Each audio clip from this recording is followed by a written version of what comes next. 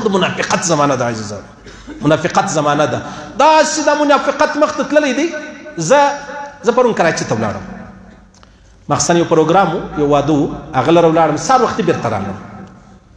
نو پر ایرپورټ باندې یو زنانه وه ډاکټره وه هغې ما ته مولوي صاحب ستا سره مې کار دی خیر زه ورته ودرېدم نو ما زړه غورځېدی ما لاسې نه چې یو څوک تصویر واخلي چې ملا خو دغه دی غټې غټې خبرې چې کوي هسې منافقه زمانه ده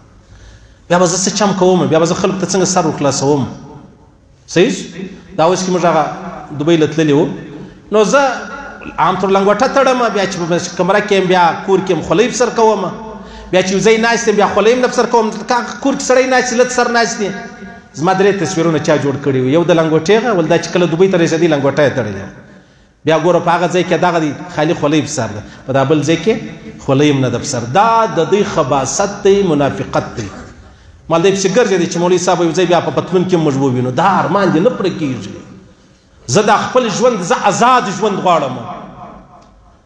زه ستا د وجې سپین کالي نه اغوندم ملایانو غریبانو ستا د وجې سپین کالي اغوستي یاره مشر حاجي صاحبه څه وایي پرېږده مشر حاجي پرېږده مشر حاجي د الله او د رسول په خاطر پیسې نه پورته کوي او تا د دپاره سپین کالي اغوستي دي ته آزاد یې زه به ستا غلام یم دا نشي کېدلی هېڅ کله نشي کېدلی منافقت به زه هم نه کوم او هغه څوک دې هم نه کوي چې څوک یې کوي دا سلسله به پرېږدو